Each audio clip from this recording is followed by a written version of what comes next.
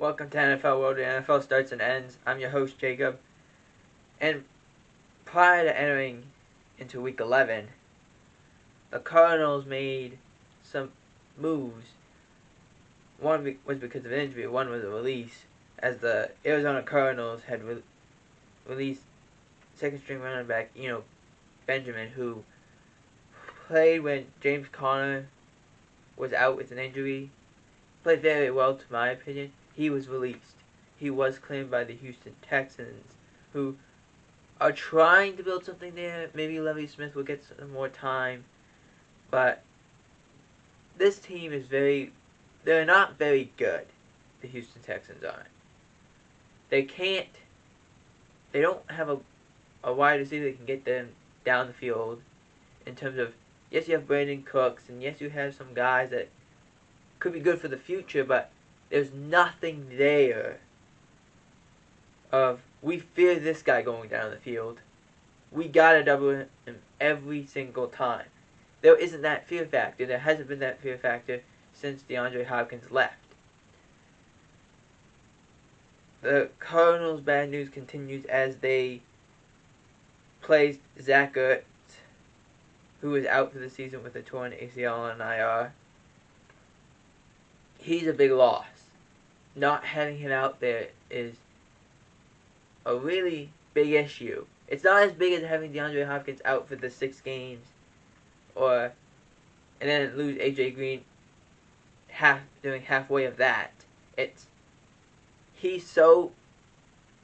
You can do all kinds of things with Zach Ertz. You can put him on the end of the line and have him as a blocker. You can put him out on the end of the line as a wide receiver. They had him in the Viking game. They placed him out wide he was a wide receiver. They threw the ball to him on a screen and he just ran it in. That's what he did. So not having him out there, it causes problems for that tight end room. The Eagles suffered their first loss to the Washington Commanders. How did this happen? Well, the Commanders went and ran the ball a total of 49 times. And the Eagles were only giving up 3.1 yards a carry. But when you run the ball 49 times, and you run 60 plays, it makes it nearly impossible for any team to stop that, because they're just so tired. But third down conversion rate, I believe they were over 70%. They went 17 of 22 on third down, which you rarely see any team have 20 third downs in a game. They had 22. And we're not short distances either. So you gotta give credit, but it was also McLaurin, Dotson, and other players in that wide receiver tight end core that helped and caused problems for the Philadelphia Eagles, which we'll get more into the Philadelphia Eagles in a minute. Colts star linebacker Shaq Leonard. It's getting confusing. We got all these names. Shaq Leonard had season-ending back surgery. So, as I said, he's out for the year. This is his second back surgery. Last year he had a back surgery. He had a surgery on his back. Then they decided it was his ankle. His ankle was in pain. Then they decided it was his back. So, hopefully this does solve the problem, because he is a great linebacker, and you want him out there. He only played 3 games this year. But when he's on the field, he lives up to his nickname. He's the maniac. He just finds ways to be around the ball. That's just what he does. And you cannot have it. You want every guy to be that. You want every guy around the ball making plays on the ball. You want every guy like that. You just can't find those guys. You don't just see them walk through the door and see what happens. That doesn't work. The Packers released wide receiver Amari Rodgers, who was claimed by the Houston Texans to see where we're going with this. He fumbled twice. Or kind of. He muffed a punt early in the game against the Cowboys. He was able to corral it, and he was okay. The second one, he caught it, ran about 5 yards, took a massive hit, fumbles the ball, Cowboys recover, ended up being a touchdown. And when the Packers released him, at first I was like, there's no way they could release a wide receiver. The Packers are so limited at their wide receiver position. Because Randall Cobb didn't come back yet. Lazard wasn't really involved in that game. Watson had a tremendous game. But those guys were not involved.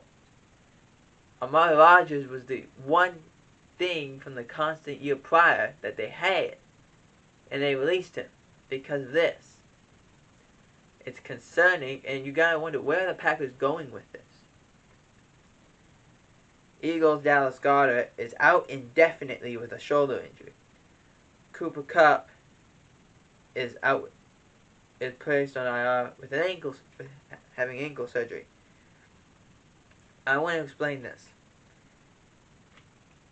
The media is trying to say Dallas Goedert's out for a month. Not exactly.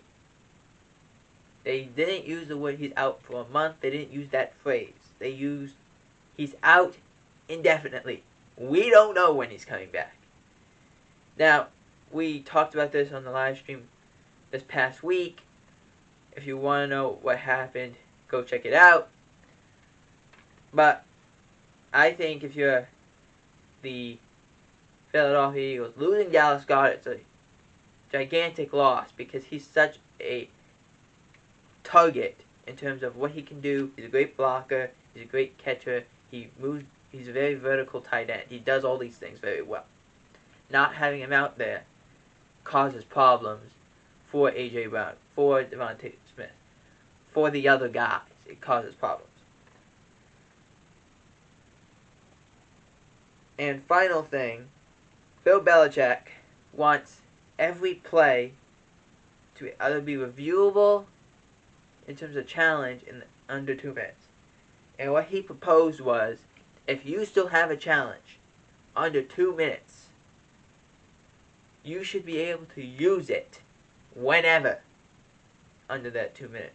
And they shouldn't go and say, well, it has to be reviewed from the booth. No. And I understand what he's saying. That game between the Vikings and the Bills are going down the field. They had to kick a field goal to tie it and go to overtime. Gabriel Davis looks like he catches the ball. The Bills snap it right away. But when you see it, he doesn't catch the ball. He visibly doesn't catch the ball. But it looked like he did. The NFL went and said it should have been reviewed. It shouldn't have counted. Bill Belichick said this. I don't disagree with him. There's a lot of games I'm like, yeah, it should be reviewed. And it's not. I think Bill Belichick's on the right track. Like a lot of things, he's always on the right track.